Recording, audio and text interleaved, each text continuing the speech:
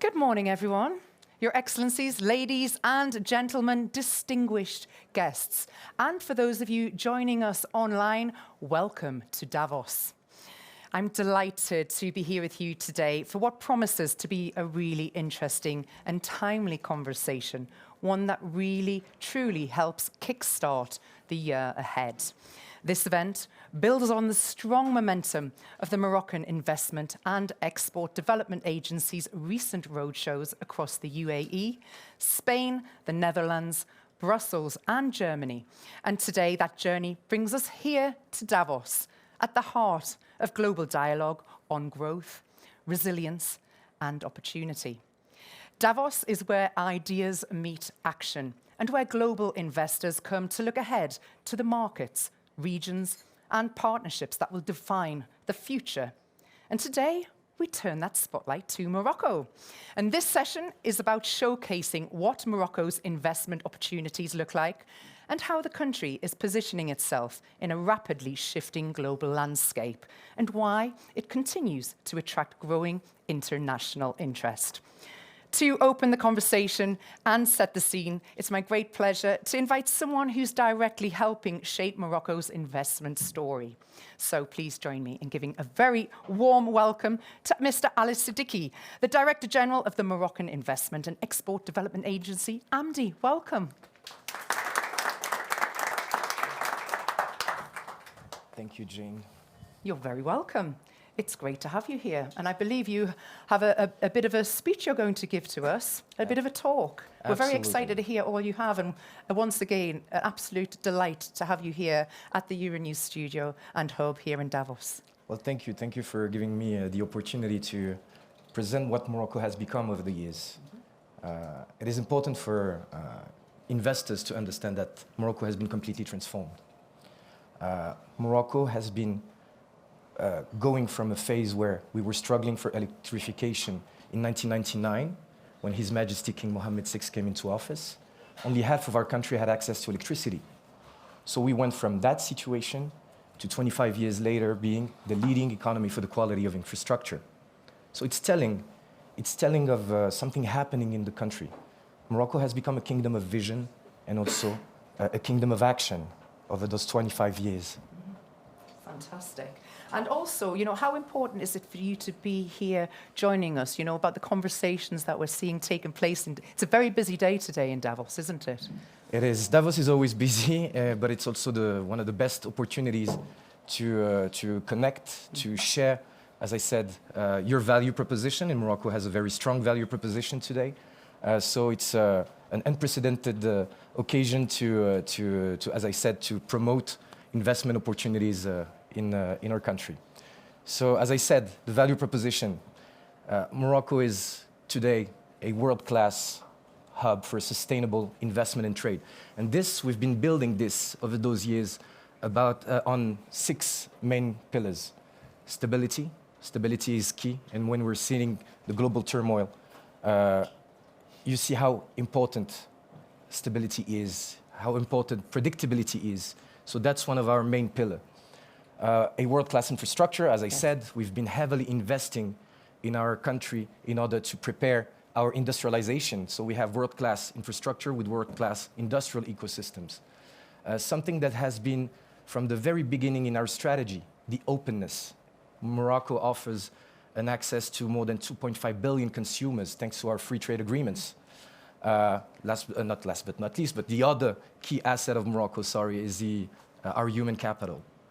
We have a young population, an average age of 29, which is a demographic dividend. Mm-hmm. And this is key when you're trying to have your economic takeoff.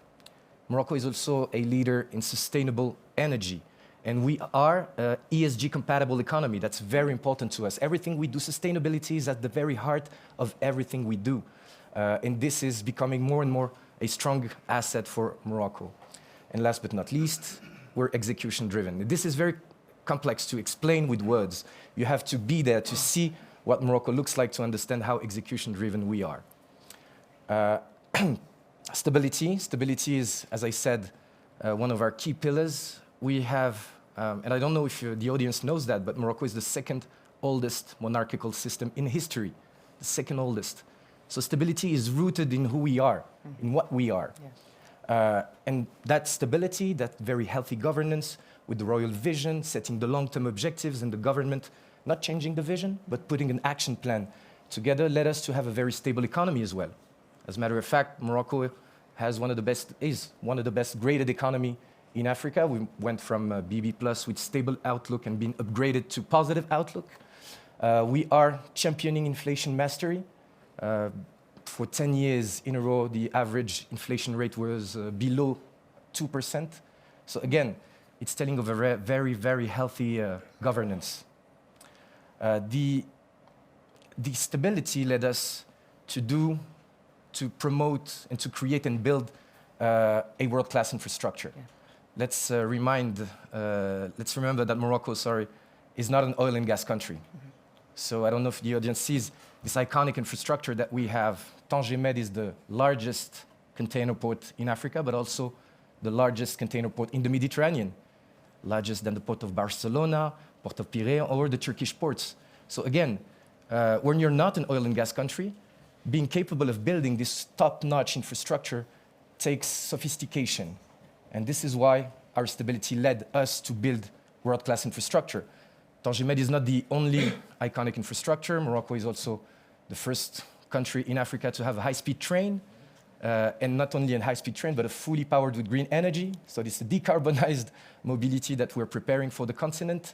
We also have the second largest network for highways, the largest network of international airports. So basically we prepared the field for our economic takeoff and our industrialization. And that led, over the years, to building remarkable industrial ecosystems. Morocco is today the largest passenger car manufacturer in Africa, with a total capacity exceeding 1 million cars a year. We're also the largest exporter of non-European exporter of cars to the European Union. So it's showing that we were capable of building a serious ecosystem built around a large number of suppliers. What we've done in automotive, we also did in aerospace. Morocco is the largest aeronautical manufacturing hub in Africa, but also the fastest growing.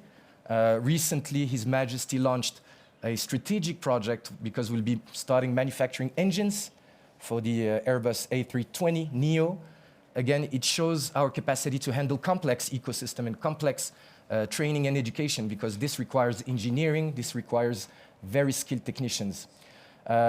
Those recent ecosystems have been developing together with our historical ecosystems. If you look at textile was a historical industry in Morocco, but the way we kept on developing it was by matching the new standards. And so Morocco ecosystem for textile is ESG compatible, is completely decarbonized now with a set of suppliers that are working with world leaders in the fashion industry, but also using the best standard for that very important industry for Morocco.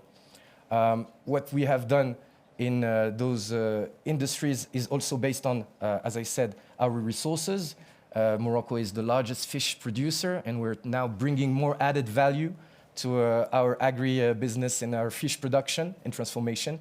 And last but not least, we became first destination for tourism as well, which was an historical sector for Morocco. And this year, we're very proud to say that we reached a milestone of 20 million tourists. Wow. So it's very huge for us. It's important, and the number keeps on increasing. And this would not have been possible, of course, if we didn't have the skills and the engineering capabilities that are supporting these ecosystems. One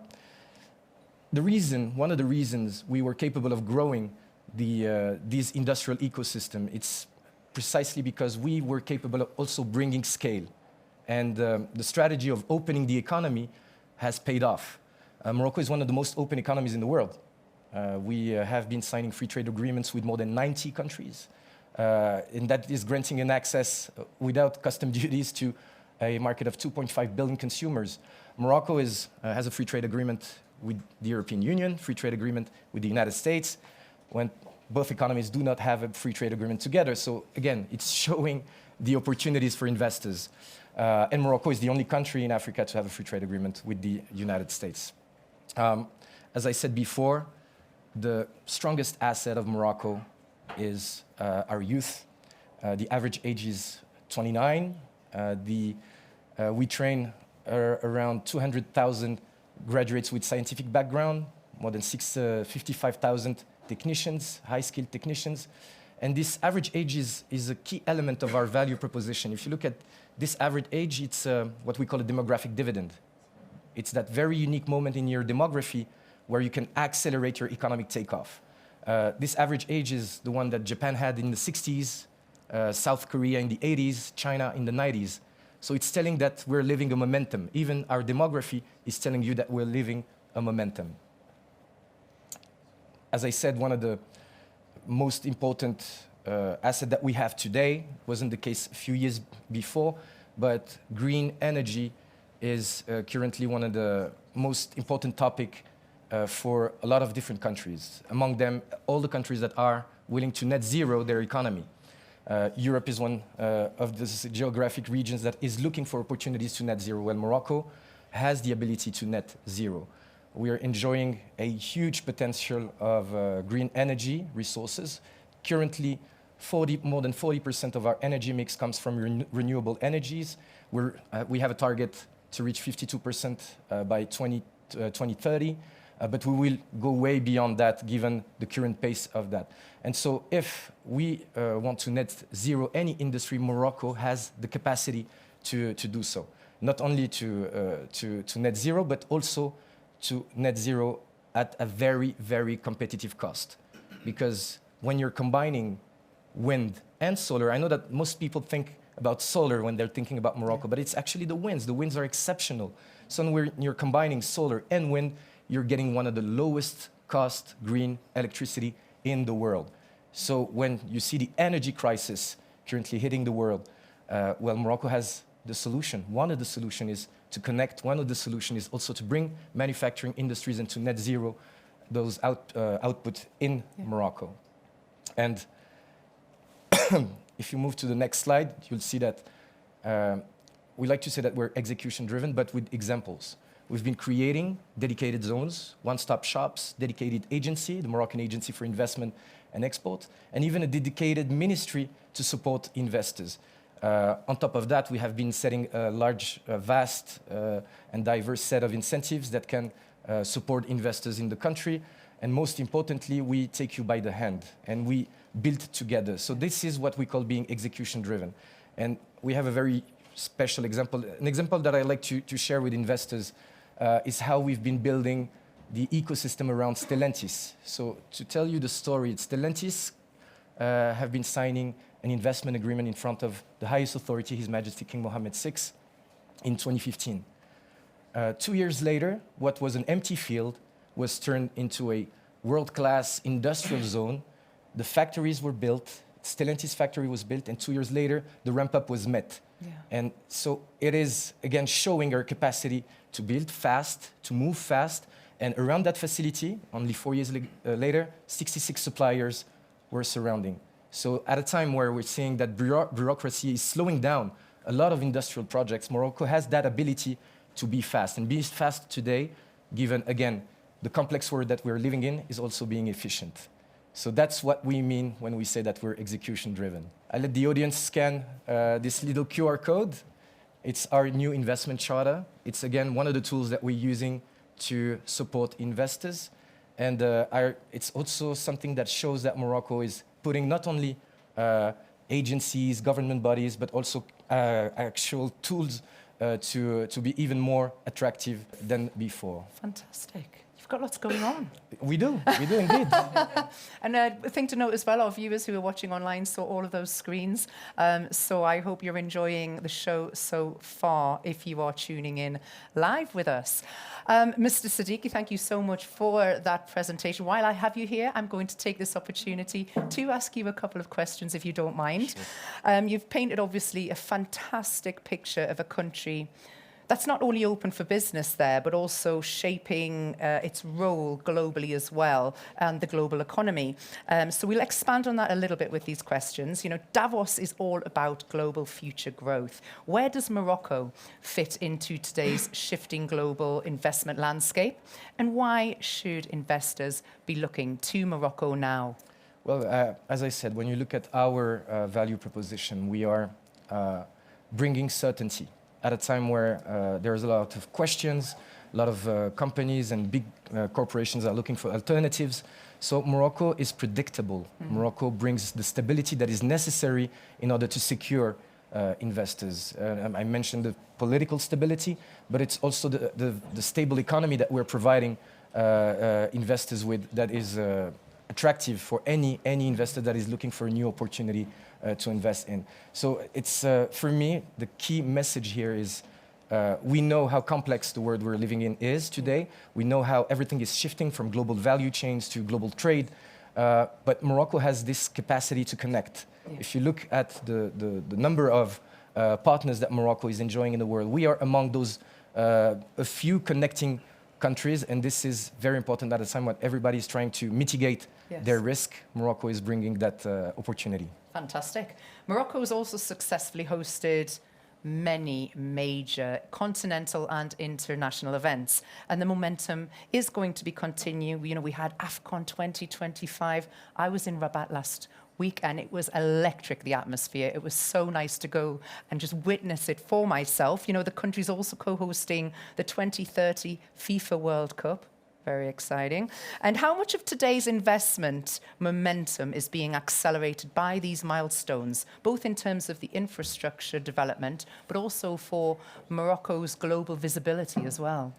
You're absolutely right in saying that those major events are accelerators. They're catalysts of an overall momentum that we're living in Morocco right now. It's a reason, it gives us a reason to even go faster than we used to. And so that is also bringing, of course, a lot of attention towards Morocco, because it is an incarnation. When you look at how AFCON was an AFCON of firsts, record audience, record attendance, record revenues, it's showing that the message behind Morocco now is actually you have a living example of how Morocco has been completely transformed. So it is a great occasion. Those major events are a great occasion to showcase our value proposition, who we've become, but it's also a great occasion to accelerate major programs, and among them, not just the infrastructure, but also social reforms, ambitious social reforms that have been undertaken by His Majesty himself. Ladies and gentlemen, please put your hands together. Mr. Sadiki, thank you so much. That was a wonderful conversation. Thank you for having me, Jill. You're very welcome. It's my privilege to introduce for our panel discussion, which will deep dive into technology and innovation. Can you please give a very warm welcome? First up, Kelsey Goodman, Head of Middle East and North Africa for the World Economic Forum. Hello, Kelsey. And can we also please welcome Mohammed Mabrouk, Partner at EY. Hello, Mohammed. Pleasure to have you with us. Let's get down to business. Thank you so much for joining us here today. Kelsey, I'll begin with you. As head of the MENA region at the World Economic Forum, how do you see Morocco's role in the region in terms of innovation and as a bridge to the rest of the world? And why should investors be looking to Morocco now? So one thing I think my Moroccan friends always like to point out is that Morocco is so strategically positioned. It's positioned in Africa, in Mediterranean, and really at the gateway to the Atlantic. And I think in a time where we're seeing supply chains being disrupted, we're seeing how important it is that nearshoring, that we have sort of proximate supply chains, that's really where a lot of Morocco's competitive advantage is coming from. It's long been this gateway and nearshoring partner from Europe to Africa, especially when we look at finance, trade, agriculture, and manufacturing. And I think we're really seeing that that position is growing even more, especially in this time when, like I said, when supply chains are being disrupted, and we're trying to look at more of the strategic supply chains that fit in with a geopolitical reality as well. Thank you. Mohammed, what are the examples of Moroccan government promoting a business-friendly environment for you? Yes, it's an important question, I think. Over the past decade, Morocco has implemented a series of reforms aimed at attracting both domestic and foreign investment. First, in 2022, the Moroccan government adopted a new investment charter. This is very important reform, provides financial incentives for companies that created jobs, invents in a strategic sector, such as manufacturing and renewable energy, or locate their project outside major urban center. Eligible project can receive investment grant covering up to 30% of their capital expenditure, with additional bonuses for job creation. Second, Morocco has developed several specific economic zones known as industrial acceleration zones. These zones offer tax exceptions for the first 5 years, per day, simplified custom procedure, and very modern infrastructure. They have been particularly successful in sectors such as automotive, aerospace, and electronic, attracting major international companies. Tanger, free zone, Tanger Automotive City, Atlantic Free Zone of Kenitra, Mid Park of Casablanca, and a new zone in Fez are examples of industry acceleration. In addition, Morocco has worked to simplify administration procedures through regional investment centers and digital platforms. Investors can now register companies, obtain permits, and complete tax procedure much more efficaciously. Mohammed, can you elaborate a little bit further? Can you give us an example of a company that uses Morocco as a successful base of operations in Africa? Yeah, sure. I would like to give two concrete examples that clearly illustrate the current dynamic between Morocco and Europe in both directions, from Europe to Morocco as a hub of operation, as you said, in Africa, and from Morocco as a global company to Europe. The first example, Europe to Morocco. I'm currently supporting a Lyon-based engineering group that specializes in the design of confined space, especially for the agri-food sector. This group has developed a high innovative process with significant market potential, not only in Morocco, but across all the African continent. In this context, the group, with the assistance of EY France, decided to establish its African subsidiary in Casablanca. This subsidiary will manage all African contracts, all the contracts with African clients, and serve as a hub for all its activity in the continent, which could represent a revenue of more than 10 million euro in the coming years. This decision is very telling. It demonstrates how Morocco is increasingly seen by European investors as a natural platform for expanding across Africa. I was in Casablanca with the group just last week to launch the formal creation of the company. And according to the CEO, the French CEO, he was particularly impressed by Morocco's business-friendly environment. Company formation is fast. There is a high competence lawyer and accountants who understand his needs. And the legal and fiscal framework is very similar to what he knows in France. All of this greatly simplify the setup process and allows activity to start very quickly. I have a second to the second example. The stage is yours. Please, sir, go for it. It's very interesting. Please, please elaborate. Thank you. The second example is Morocco to Europe. In the other direction, I also support several Morocco startups, particularly in the field of AI. Morocco now, and this is something not very well known, has an outstanding startup ecosystems, and with top-level talents and globally relevant innovations. I help some of the startups scale from the local level to international development, global development, including France and other global markets. For example, one startup called De Veto, is based in Casablanca, has developed a platform similar to Shopify, for those who know Shopify, but more efficient and performant. Its potential is huge. It's such that it could become an unicorn in the coming months. And I'm supporting them in the critical phase of security and acceleration. These two examples clearly show that the flows today are truly bidirectional.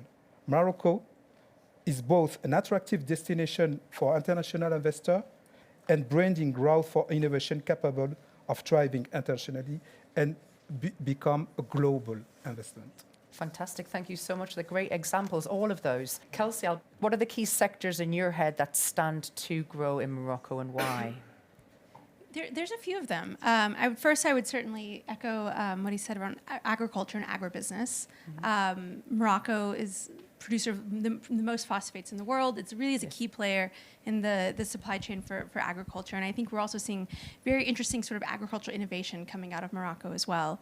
Another, certainly with renewables, the solar park that's been mentioned many times is really one of the leaders in renewable energy production. And I think as we see more of a transition to some of these industrial clusters, we can even see the development of hydrogen and the exportation of green hydrogen. The last one, I think, is fascinating because it really is, I think, also a multiplier effect of all these other industries. And that is the drive of tourism and event-driven tourism. Yes. With, the World Cup that's coming up in a few years in Morocco, I think just across the country, you are seeing an incredible expansion and improvement on infrastructure, from everything from the hotels to the airports, transportation and logistics. It really is sort of a fascinating national strategy. I think we've seen this with other large global events as well, and how you can use these sort of events to really upgrade your infrastructure and help that contribute to lasting tourism industry and also just a lasting infrastructure and transport industry as well. So I think good things to come to even after the World Cup. Thank you. To summarize, some absolutely fascinating insights there from the three of you, and thank you so much for that. And obviously, as you mentioned, Kelsey, there's a fascinating strategy in place that we're seeing in Morocco, and the future is looking very exciting. I'm going to take this opportunity to thank a few people, in particular all of our speakers. Thank you so much, and Mr. Sadiki, the AMDI team, who've been absolutely superb at putting this together and welcoming you all here to the Euronews Hub. Thank you so much for joining us today. For decades, Morocco has been developing into an industrial powerhouse. It's the leading car manufacturer in Africa, with facilities like this 100% carbon-free factory by Renault Group. Morocco can produce 44% of its energy from renewables, and it's a gateway to international markets with one of the busiest ports in the world. So whether it's made in Morocco, connected by Morocco, or powered in Morocco, it's Morocco now.